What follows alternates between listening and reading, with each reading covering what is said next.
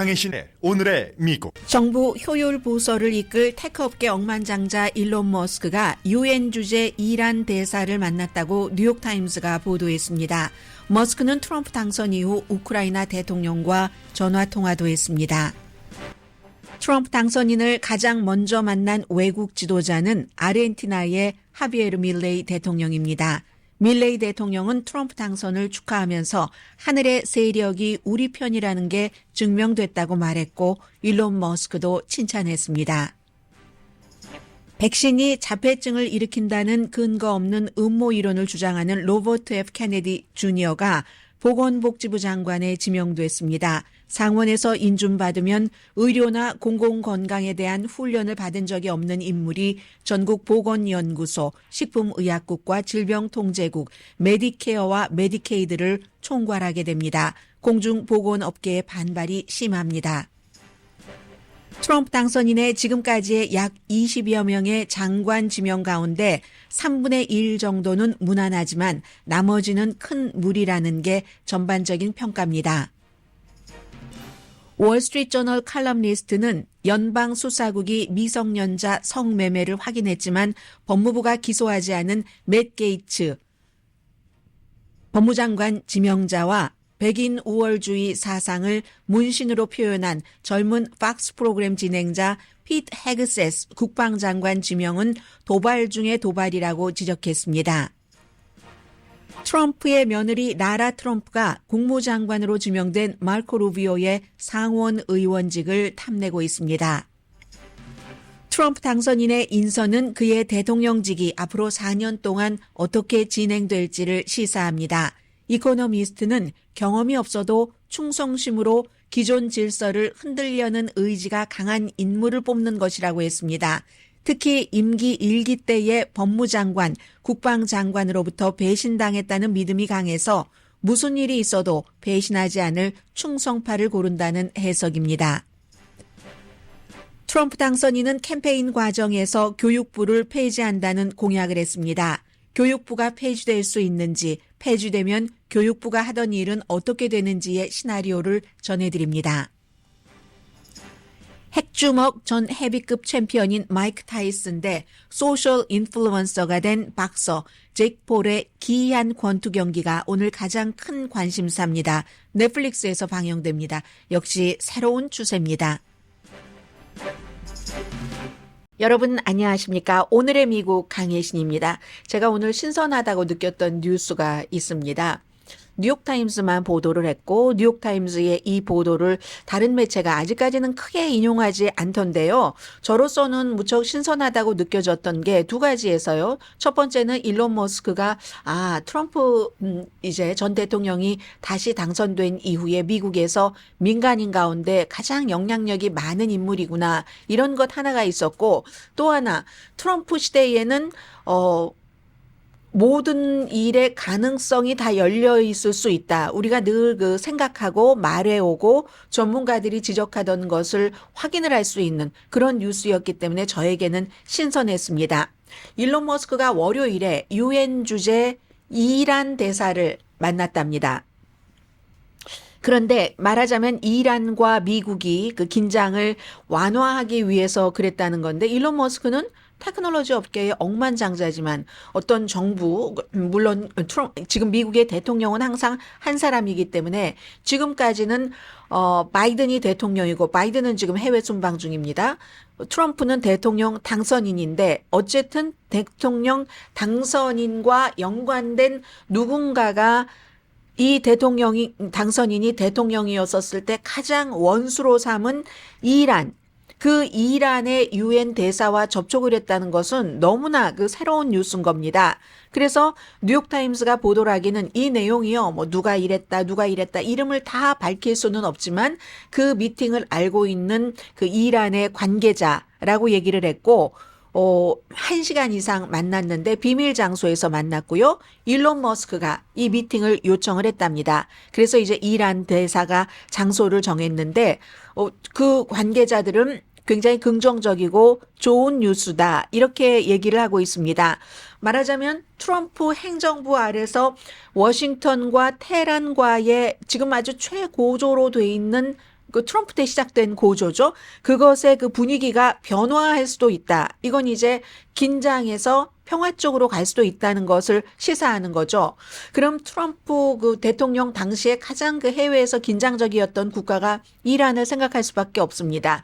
2015년도에 오바마가 이란과 핵협정을 맺어놓은 것을 결국은 2018년도에 트럼프가 그걸 완전히 깼습니다. 깨고 나서 2020년도 그러니까 대통령 임기 말기죠. 이란의 혁명수비대장 카심 술레만이 암살 명령을 내렸습니다. 실제로 암살됐습니다. 그리고 나서 이란조차도 미국과는 우리는 아무런 협상도 하지 않는다 하고 이 혁명수비대의 대장을 살해를 했으니까 미국 대통령의 명령으로 복수를 다짐합니다. 그리고 지난주였었죠? 여러분들께 미처 전해드리지도 못했는데 미국의 연방검찰이 세 사람을 기소를 합니다. 이란 사람 그리고 미국에 살고 있는 이란계 미국인 트럼프 대통령으로 당선되기 전에 암살 시도를 한 그런 혐의로 기소를 했습니다. 그게 바로 이란이 본인들의 혁명수비대장을 트럼프 당시의 대통령이 살해하라고 명령을 내렸던 것에 대한 복수라는 얘기입니다. 그리고는 트럼프가 당선됐습니다. 모든 분위기는 달라졌습니다. 이란도 대통령이 새로 바뀌었죠. 경제가 무척 어렵기 때문에 다른 나라와 싸우는 것보다는 심지어 이스라엘과도 전면전 지금 안 하고 있잖아요. 뜻에 따라서. 그래서 경제에 대한 불만이 내부에서 엄청 많은데 외부에서도 계속 어떠한 아주 그 대립을 가져갈 수는 없는 이런 상황에서 이란 대통령도 어느 정도 협상을 원하고 협상을 하게 되면은 트럼프 당시에부터 굉장히 강하게 묶어놨었던 어떤 제재 같은 것을 풀어줄 수 있다는 거죠. 이건 북한에 대해서도 적용될 수 있는 마찬가지입니다. 물론 이란의 경우 모든 최고 승인은 아야톨라 알리 하메네이 그 최고 종교 지도자, 정치 지도자가 승인을 해야지만 되지만 일단 트럼프 대통령 당선인과 가장 가까운 일론 머스크가 유엔 주재 이란 대사를 이러한 그 목적을 두고 만났다는 거죠. 그래서 월요일이었거든요. 그럼 하루 전이네요. 화요일인가요? 수요일인가? 그 정부 효율성 부서를 책임을 져라 하는 것을 발표를 했죠. 하루 전인 것 같네요. 그리고 목요일 어제 이란의 외무장관이 일론 머스크의 X에 미국과 이란은 차이점이 있다. 그러나 그 차이라는 것은 협력과 대화로 극복할 수 있다고 썼습니다. 그리고 이란은 한 번도 평화적인 핵 프로그램 협상에서 평화적인 떠난 적이 없다고 얘기를 했습니다. 이란도 트럼프와 함께라면 모든 것이 가능할 수 있다고 계산을 한 것일 수도 있죠. 트럼프도 마찬가지로 임기 1기 때는 본인도 국제 정서나 뭐 여러 가지 그 지형적인 것들을 잘 몰랐을 수도 있지만 지금 임기 2기에 들어가면서 이란과 협상을 하는 것이 미국을 위해서 본인을 위해서 유리하다고 판단을 했을지 모르겠습니다. 일론 머스크가 유엔 대사와 만나자고 요청을 할 때 트럼프의 동의나 지시 없이 그런 일을 했을 리는 없잖아요. 그래서 이제 이런 일이 있고 가장 아무튼 그 영향력이 있는 일론 머스크가 만났고 이란의 경우는 지금까지는 미국이 혁명수비대장을 살해를 암살을 한 이후에는 미국 관계자와는 쳐다보지도 않고 대화도 하지 않겠다고 했는데 이건 미국 정부 관계자가 아니었죠. 일론 머스크가. 물론 이제는 어떠한 그 효율 부서에 뭐 책임을 맡으면 그 다음에 미팅은 없을 수도 있을지 모르지만 그래서 하루 전이었는지도 모르겠습니다.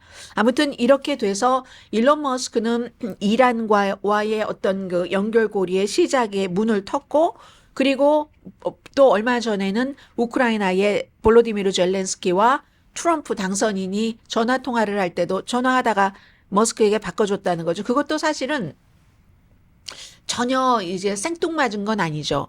일론 머스크가 나중에는 뭐 훨씬 뭐 스타링크 이런 것도 러시아를 위해서 도왔지만 처음에는 우크라이나를 위해서 그 위성 시스템 스타링크를 도와줬으니까 뭐 그 정도도 뭐 대화도 할 수 있다 이런 생각이 들고 아무튼 일론 머스크는 굉장히 여러 방향에서 현재로서는 힘을 갖고 있는 사람이고 또 이란과 트럼프 차기 행정부에서 협상도 가능할 수도 있겠다 이런 생각도 들어서 저는 오늘 그 뉴욕타임즈의 이 기사가 굉장히 새로웠습니다. 그리고 이건 이제 BBC의 기사인데요. 어제 트럼프 당선인이 외국 지도자로서는 처음 지금 만나려고 하는 사람 너무 많죠. 골프를 뭐 6월부터 쳤느니 뭐 8개월 만에 처음 쳤느니 하는 윤석열 대통령도 트럼프 당선인을 만나려고 준비를 하고 있고 제일 먼저 만난 외국 지도자는 아르헨티나의 하비에르 밀레이 대통령입니다. 많은 그 민주주의 국가에서 이 사람에게 호감을 갖고 있지는 않지만 어쨌든 어제 만나서 오늘 이제 그 CPEC 아주 그 굉장한 보수적인 정치행동위원회에서 또 무슨 투자 관련 회담도 하거든요. 거기에 들어가는데 뭐 한 2만 5천 달러를 내야 된다고 한다던데 어쨌든 거기에 참석하기 위해서 어제 와서 다른 관련 행사에 참석을 하고 말하려고 해서 트럼프 대통령 그 당선인을 만났답니다. 축하하면서 하늘의 세력이 우리 편이라는 게 증명이 됐다. 이제 일치시키는 거예요. 본인과 트럼프 대통령 당선인을. 일론 머스크도 엄청 칭찬을 했고요. 트럼프 대통령 당선인도 만나서 영광이다. 이렇게 얘기를 했고 그리고 이제 어제 그 아메리카 퍼스트 팔러시 그 인스티튜트라는 그 갈라가 있었는데 거기서도 이제 트럼프의 승리 이후에 자유의 바람이 강해지고 있다. 이게 이제 아르헨티나의 대통령이 한 얘기고 트럼프 대통령 당선인은 하비에르 밀레이가 마가 사람이다. 이런 얘기도 했고요. 아르헨티나의 대통령으로서는 트럼프 대통령 당선인이 굉장한 보호무역주의자고 미국 우선 이렇게 하지만 아르헨티나와는 자유무역협정을 맺기를 원합니다. 지금 속셈은 그런 그 속셈이 있고요. 2월 달에도 역시 보수적인 이 CPEC에서 만나서 트럼프를 만나서 껴안고 무대 뒤로 가서 대통령 하고 했었다는 얘기 들리고 있고요. 본인 자체를 그 아르헨티나의 이 대통령은 무정부 뭐 자본주의자다 이렇게 얘기를 하면서 총구를 들이대고 부의 재분배를 하라고 주장을 하는 불공정한 세금 제도를 비난한다 이런 얘기를 많이 합니다. 억만장자 일론 머스크가 하는 일이 너무너무 많다. 특히 그의 소셜미디어 X가 인류를 구하는데 도움이 되고 있다 주장을 합니다. X를 봐야지 된다라고 얘기하는 사람들이 있고 X가 가짜 뉴스가 너무 많기 때문에 거기서 탈퇴하는 그런 뭐 점잖은 뭐 가디언이라든가 이런 매체들도 이제 생기고 있습니다.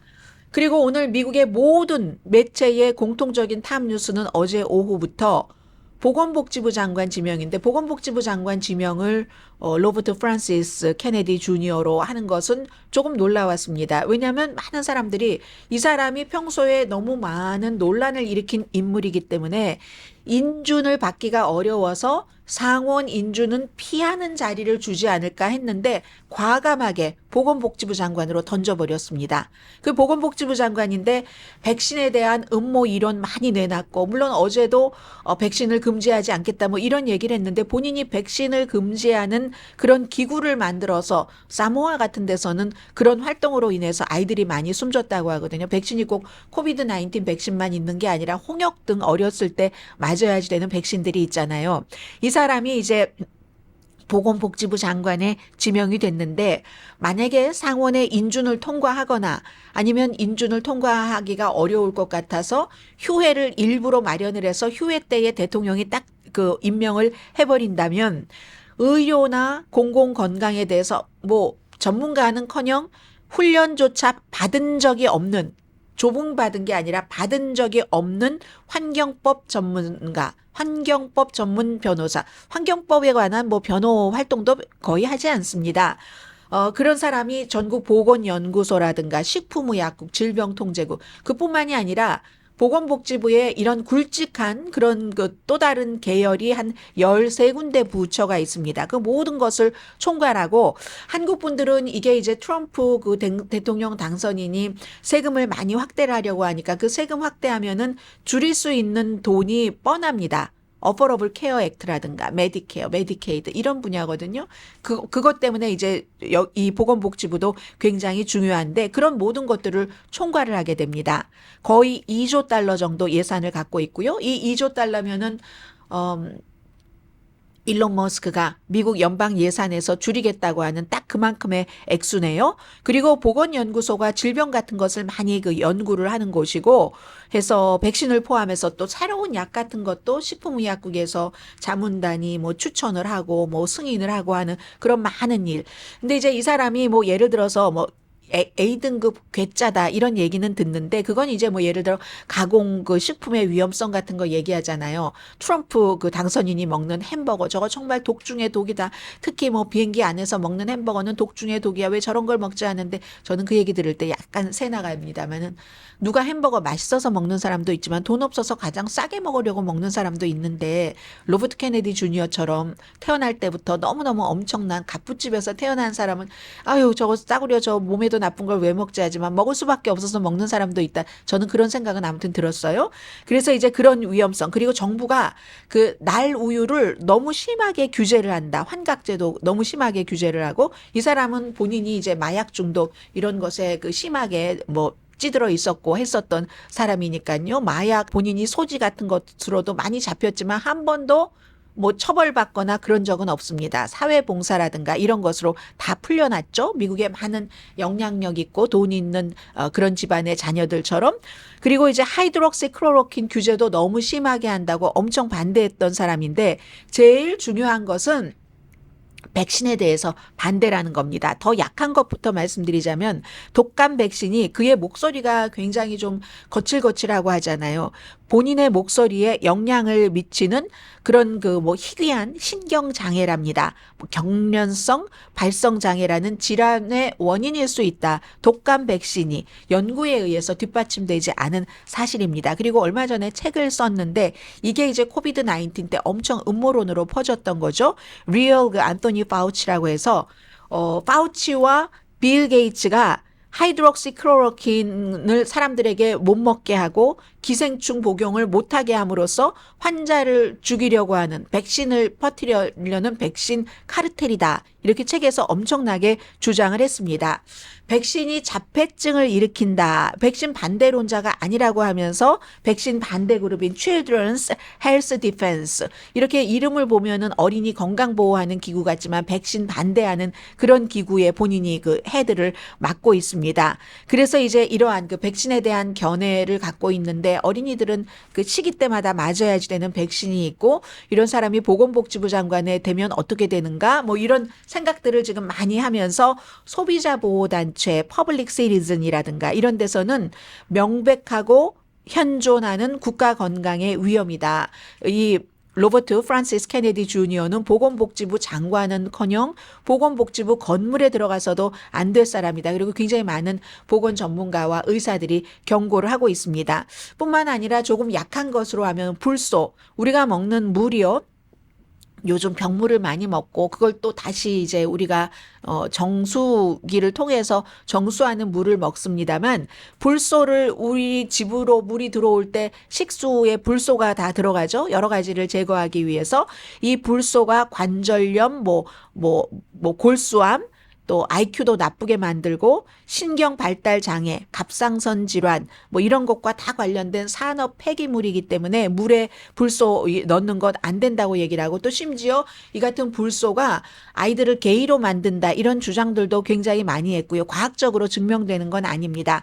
그리고 우리 그 식수를 공급받을 때 불소뿐만이 아니라 미네랄도 거기에 넣죠. 왜냐하면 먹는 물에서 그 치아를 좀 건강하게 해지라고 충치도 좀 예방하고 하라고 이런 것들 다 없애야지 된다고 주장을 했고 아무튼 그런 사람입니다. 그래서 어퍼러블 케어 액트와 메디케어, 메디케이드 이런 것을 전부 그 관리를 하기 때문에 중요하고 트럼프 당선인은 이런 사람이 딱 들어가서 이 보건복지부도 굉장히 개혁을 해야지 된다고 얘기를 하고 있고요. 전국 보건연구소 600명을 다 이제 바꿔야지 된다 하는 게 이 로버트 케네디 주니어의 얘기입니다. 이 보건복지부에서 보건복지부 소장이 안토니 파우치였잖아요. 이 코비드 19 백신 그와 관련해서.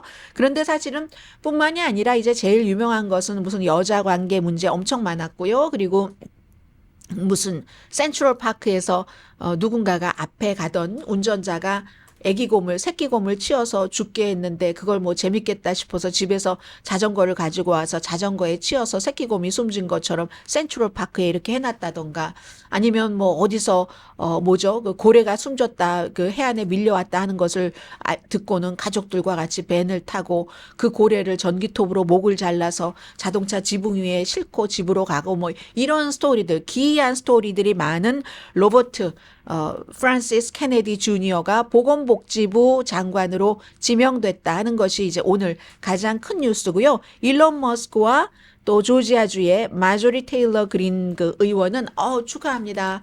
보건복지부 장관 이렇게 찬성하는 사람도 많지만 찬성하는 사람보다는 조금 이래도 될까 하는 사람들이 더 많아 보입니다.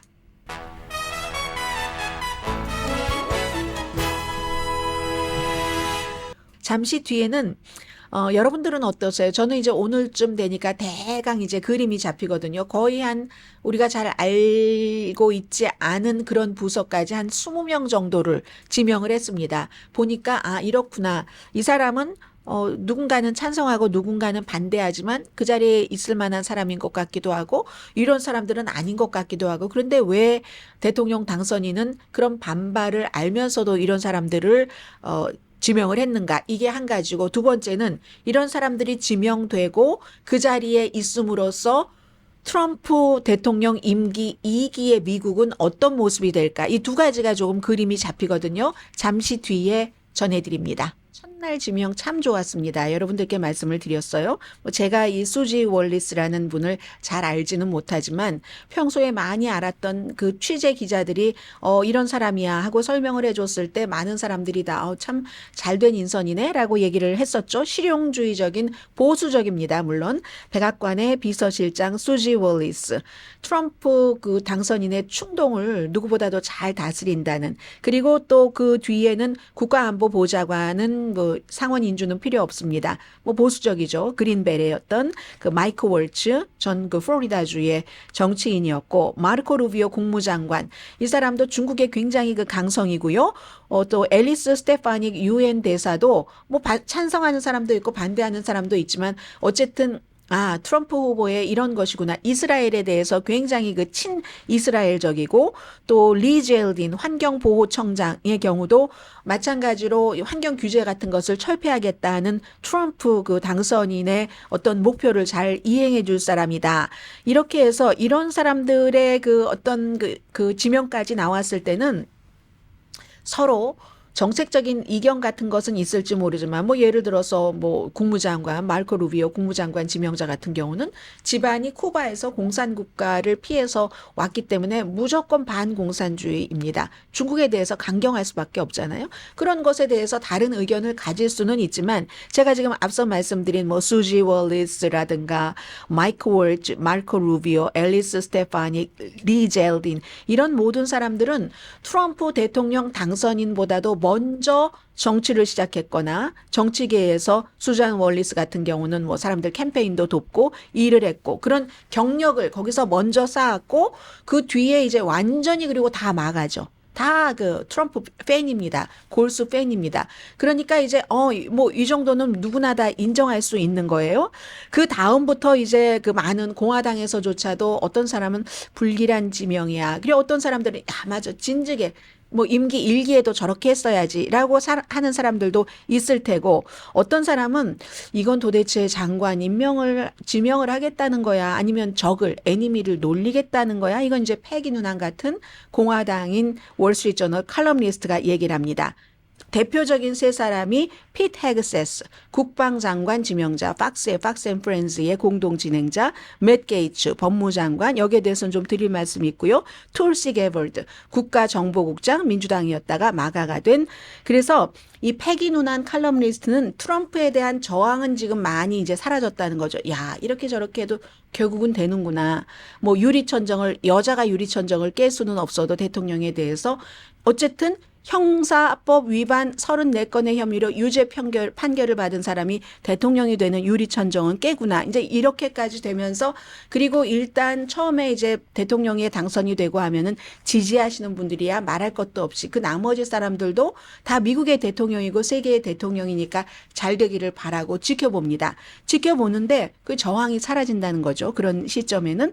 그런데 이 정도 사람의 지명은 도발이다. 이렇게 보고 있는 겁니다. 그리고 이제 일론 머스크와 비벡 라마스와미 같은 경우는 이해상충 같은 것도 있으니까요. 국방장관 지명자부터 보면 오늘 아침에 보니까 또 이 사람이 7년 전에 캘리포니아주에서 이제 성폭행에 관해서 조사를 받았다 하는 건 나오고 이런 일이 있을 때마다 다 아무 일도 없었다고 얘기를 합니다. 그건 이제 맷 게이츠도 마찬가지고요.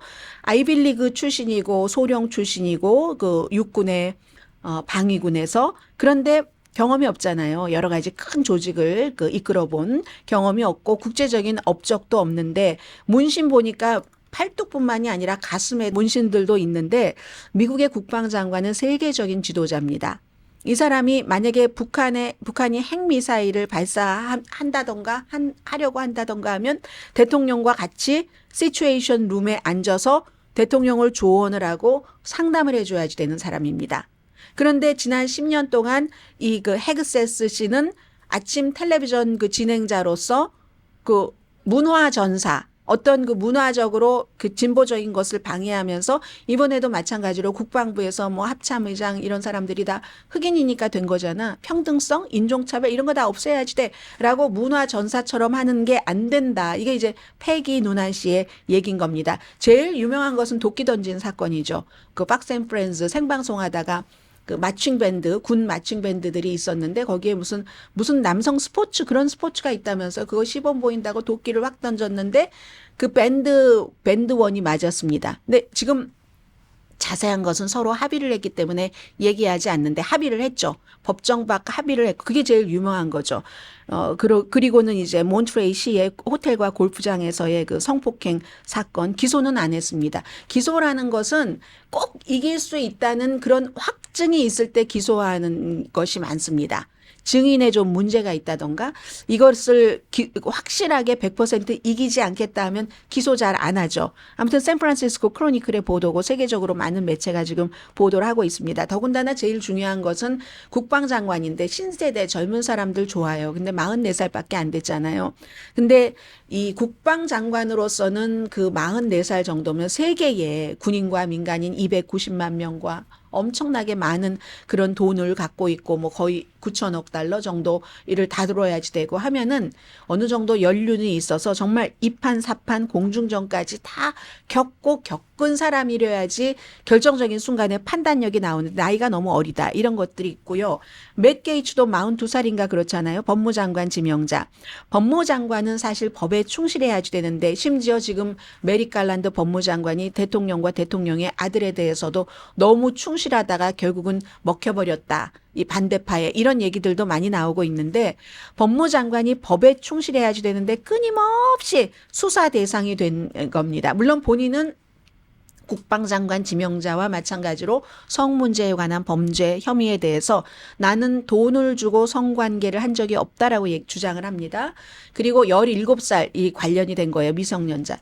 17살과 내가 성관계를 한 적은 있지만 그때는 나도 17살이었다 하는데 오늘 뭐 ABC 방송 보도하는 거 보니까 그 17살 미성년자가 이 맷 게이츠가 법무장관 지명자가 17살이 아닌 법무장관 때 같이 성관계를 가졌다는 것을 의회에서 증언을 했다는 게 나옵니다. 그리고 이 같은 의회 윤리위원회에서 조사한 것이 원래 오늘 발표를 하느냐 마느냐 최종적인 결정을 하는 날이었는데 본인이 딱 사임을 해버림으로써 이건 조사도 끝나고 그렇게 돼버리는 거거든요. 연방법무부에서는 기소하지 않았습니다. 근데 연방수사국에서는 그랬었다라고 결론을 내렸는데 기소는 법무부에서 하는 거잖아요. 법무부에서 왜 기소를 하지 않았냐면 그랬었다 하고 증언을 하는 증인 가운데서 2명이 애매하다는 이유였답니다. 그 2명이 누구냐면 17살을 포함해서 많은 여성들과 함께 바하마로 여행을 갔는데 그 남자가 누구냐면 지금 징역살이 하고 있어요. 22년형을 언도받아서 미성년자 성매매 등으로 이 사람이 플로리다주의 그러니까 그 텍스 콜렉터 아무튼 그 세관 관련 세무 업무 관련 일을 하고 이 맥 게이츠 법무장관 지명자의 친한 친구였습니다. 지금은 이제 안 보겠죠. 친구였는데 이 사람이 결국은 맥 게이츠와 다 같이 이렇게 바하마로 소녀도 데리고 여자들 많이 데리고 가서 이제 그런 파티 그리고 거기에는 마약도 있었다는 거잖아요.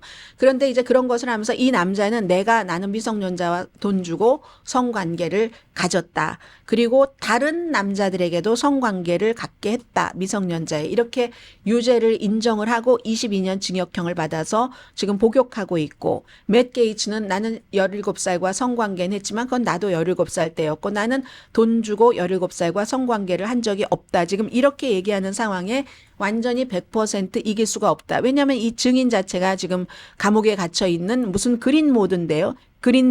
조엘 그린버그라는 사람도 증인에 포함되기 때문에 아니 뭐 감옥에 갇혀 있는 사람의 그 말을 어떻게 믿어라고 충분히 또 그 맥 게이츠가 이제 반대의 의견을 펼칠 수 있으니까는요. 아무튼 연방 수사국은 여성 성매매를 그 확인을 했다고 하고 사선 플로리다주 의원입니다. 굉장히 그 파괴적인 일을 많이 했고 분열적이고 같은 그 공화당 의원들도 조금 꺼려하기도 했고 그리고 그 윤리적인 혐의에 너무 많이 시달렸고 이것도 이제 그 패기 누난 씨의 지적입니다. 하원에서는 하원 지도부를 무너뜨리려는 시도를 했고 오로지 충성을 한 사람은 트럼프 그 전 대통령에게만 충성을 했다는 얘기입니다. 그리고 이제 툴시 기볼드도 국가정보국장으로 지명이 됐는데 굉장히 종말론적이고 약간 음모적이고 이건 무례한 임명이라고 얘기를 합니다. 이 사람은 이제 그 러시아에서 퍼뜨리는 많은 음모론을 본인이 또 막 직접 퍼뜨려요. 미국에 해로운 것도. 그런 사람이기 때문에 지금 월스트리트저널의 칼럼니스트 패기 누난 같은 사람은 법무장관, 국방장관, 국가정보국장 지명자는 우리가 마치 미스핏 토이즈의 땅에 있는 그거 있잖아요. 그 만화 영화 속에서 왜 크리스마스에 관련된 만화 영화에서 장난감 같은 것이 다 망가져서 아이들도 갖고 놀려고 하지 않는 그런 망가진 그런 장난감들만 모아 있는 섬으로 돌아간 것 같다. 뭐 이런 얘기를 아무튼 합니다. 진지하지 않은 그런 어떤 그 지명자들이다라고 얘기를 합니다. 여기서 유권자들이 만약에 끔찍한 실수를 저지른 것이라면 이건 이제 민주주의 자체를 본인들이 선택한 것이기 때문에 감수해야지 되지만 사람들은 보통 트럼프 그 당선인의 뭐 권위주의라든가 걱정하는 것이 그리고 잠재적이거나 명백한 파시즘 나올 수도 있고 아니면 뭐 이런 적에게 뭐 어떻게 한다는 이런 걸 두려워하는데 패기 누난이라는 사람은 오래 이제 그쪽 업계에서 일을 해본 결과 나는 그의 외교 정책에 대해서 두렵다라고 얘기를 합니다. 트럼프 당선인은 외교가 개인적인 것으로 다 해결된다고 생각을 하는데 아니다. 이제 시진핑도 예전에는 트럼프라는 사람을 몰라서 뭐든지 될 수가 있어. 뭐 지금 이란도 시도해 보는 거죠. 그리고 김정은도 마찬가지로 뭐든지 하면 될 수 있을 것도 같아. 우리에게 유리하게 하는데 이제는 트럼프라는 사람을 너무 잘 알아서 미스터리가 아니기 때문에 그래서 이제 이 외교 정책에서 별로 이미 다 그 패를 보여줬기 때문에 너무 국내도 국내지만 위험하다 하는 얘기를 했습니다. 그리고 이것보다는 조금 더 크게 이코노미스트가 봤는데 뭐 이 내용에 대해서 동의하실 분들도 있고 동의하지 않으실 분들도 있는데 저는 그래도 여러분들께서 들어두시면 괜찮을 것 같아서 정리를 좀 해봤습니다. 트럼프의 장관들 인선이 그의 대통령직이 어떻게 진행될지에 대해서 시사하는 바가 있는데 그가 찾고 있는 특성이 충성심 그리고 기존의 질서를 완전히 흔들려고 하는데 그에 따른 능력 이걸 보는 성향이다 해서 국방장관 지명자 피트 헤그세스는 버지니아주의 샤롯슈빌에서 백인 우월주의자들 막 시위하고 했었을 때 그때 이제 양쪽에 좋은 사람들이 있다. 이 얘기는 공화당에서도 감싸주지 않거든요. 그런데 정말 이 얘기조차도 감싸주는 몇 안 되는 방송인이다. 팍스에 이런 얘기를 합니다. 그리고 이제 군대의 각성. 군대에서 여러 가지 일들이 있지만 뭐 인종차별하지 말고 소수인종에 어떻게 대우해주고 이런 거 없애버려야 된다가 더 중요한 게 아니라 군대의 그 기본적인 고유 그게 있잖아요. 그런데 그런 고유 그런 것에 대한 경험이 없는 사람이다 지적을 하고 툴시 게버드 국가정보국장은 음모론자로서 민주당에서 어느 날 갑자기 마가가 된 사람인데 이 사람이 자유분방에서인지 시리아 독재자 대통령 바사르 알 아사드를 만나고 나서 미국의 적이 아니라고 선언한 사람이고 맷 게이츠 법무장관은 본인은 모든 잘못에 대해서 이거 뭐 그런 성매매만 있는 게 아니에요. 마약도 있고 그리고 선거자금 뭐 잘못 쓴 것도 있고 뭐 뇌물 받은 것도 있고 집도 물론 엄청 부자지만요. 아버지가 너무 부자라서 플로리다의 상원을 꽉 잡고 있는 사람이고 할아버지 때부터도 그랬고 그리고 게다 대고 엄청난 부자예요. 해서 성매매 이런 것들도요. 아버지에 관련돼서 뭔가를 이렇게 일을 하다가 아버지가 본인이 손해보지 않으려고 누구 상대를 만나고 뭐를 녹음을 하고 한 이런 과정에서 다 나온 스토리들이거든요. 엄청 아무튼 맥 게이츠는 아버지가 부자입니다.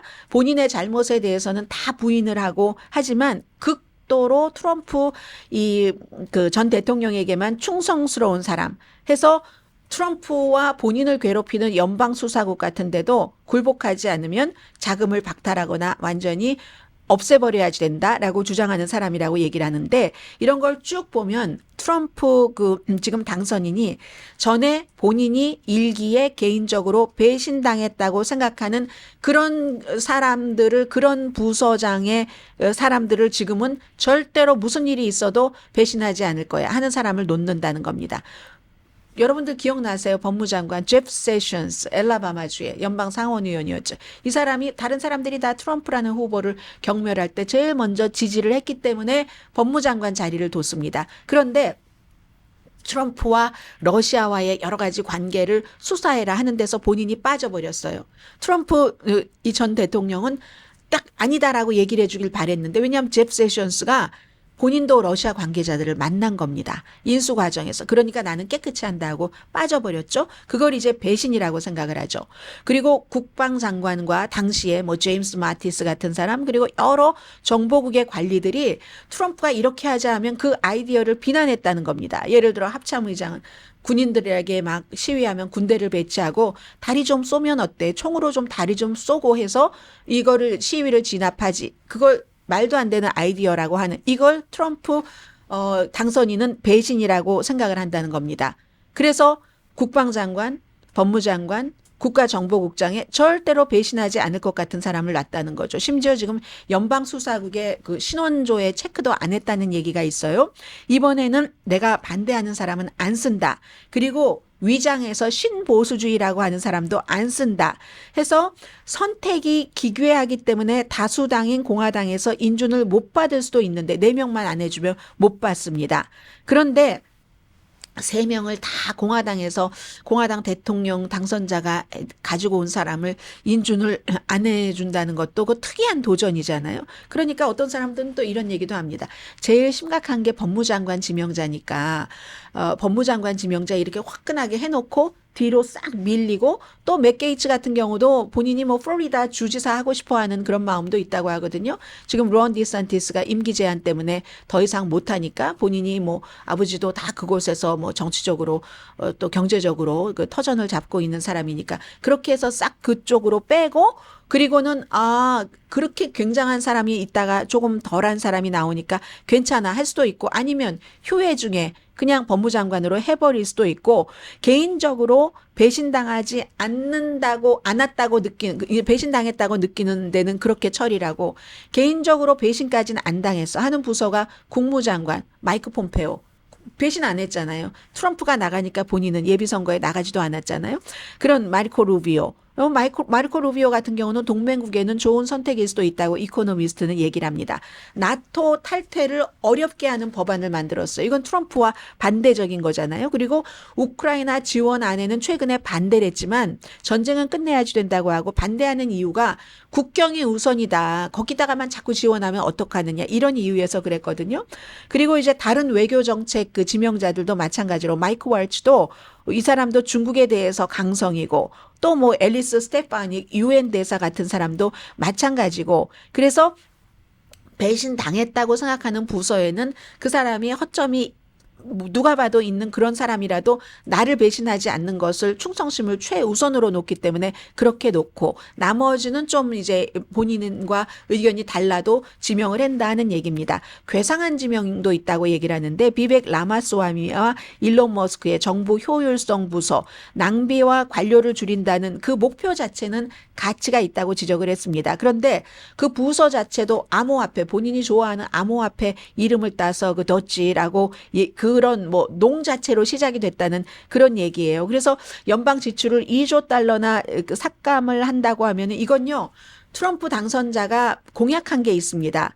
사회보장제도 건드리지 않겠다. 소셜 시큐리티 안 건드리고 메디케어도 안 건드린다고 했어요. 은퇴 연령 높이는 것도 안 하겠다고 했습니다. 이 공약을 일론 머스크의 목표를 지키려면은 지킬 수가 없다는 얘기가 된다는 겁니다.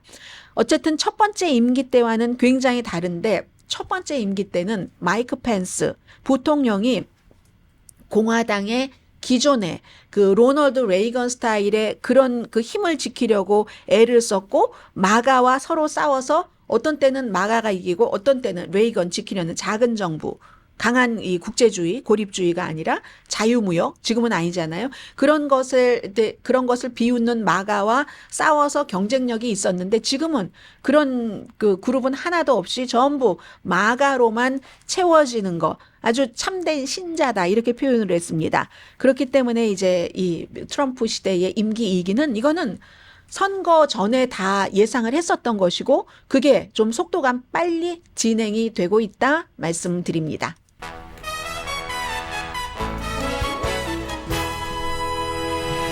네, 오늘의 미국 듣고 계십니다. 트럼프 당선인의 며느리 라라 트럼프가 지금 마르코 루비오 플로리다주 연방 상원의원이 국무장관으로 지명이 됐기 때문에 그 자리를 갖고 싶어 합니다. 그리고 이미 린지 그레이엄 의원 같은 경우는 팍스 텔레비전에 이제 같이 나란히 출연해서 이 사람이 돼야 된다 옆에서 막 부채질 해주거든요.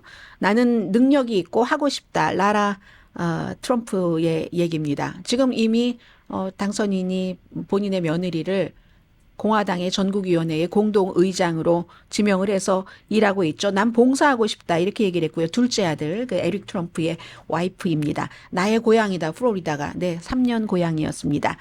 그리고 나만큼 그 트럼프의 목표를 아는 사람이 누가 있겠는가. 상원 의원이 트럼프가 됐건 누가 됐건 대통령의 목표에 따라서 일하는 사람은 아닌 것 같은데요. 지역구 주민을 위해서 일해야지 되는 것 같은데. 그래서 누가 요청하면 기꺼이 고려하겠지만 아직 디샌티스 주지사와 대화를 하지는 못했지만 나는 하고 싶다라고 얘기를 하고 있고 이 자리 하고 싶어 하는 사람 얼마나 많겠어요. 지금 당장 공석이 되면은 인주는 무난할 것 같습니다. 그 마르코 루비오 국무장관 지명자는요. 그러면은 뭐 디샌티스도 평소에 친했던 사람들이 있지 않겠어요. 뭐 그 플로리다주의 뭐 예를 들어 검찰총장이라든가 뭐 재무 책임자라든가 이런 사람들. 근데 어쨌든 대통령의 며느리가 원한다 하는 얘기가 나왔고 그리고 대통령 당선인이 계속 그 공약을 교육부를 폐지한다고 했기 때문에요. 이 교육부가 연방교육부가 1979년도에 생각보다 늦게 만들어졌네요. 그리고 보통 이제 학자금 대출 관리하고 저소득층 학생들을 돕죠.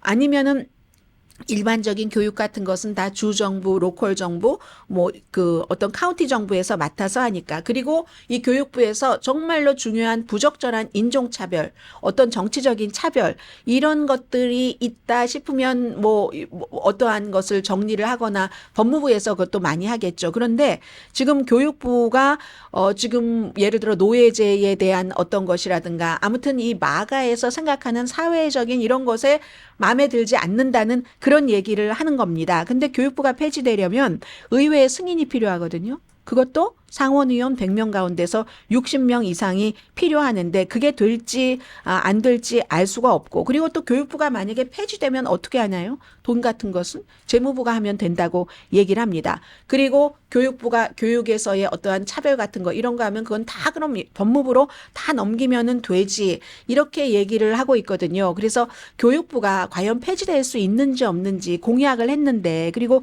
교육부서가 예산이요, 2,380억 달러 정도 됩니다. 그렇기 때문에 뭐 이런 것들을 다 어떻게 관리할지 모르지만 어쨌든 폐기를 한다고 하니까 정말 폐기할지 아닐지는 두고 봐야지 않은 일이죠.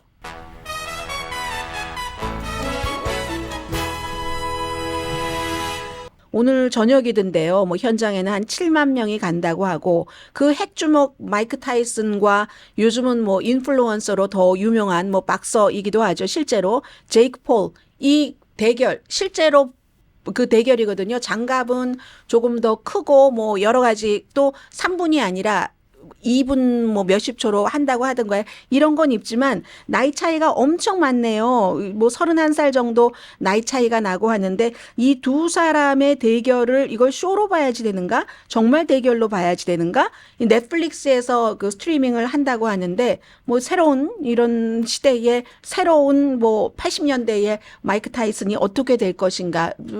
제일 큰 관심이라면서요. 강혜신이었습니다.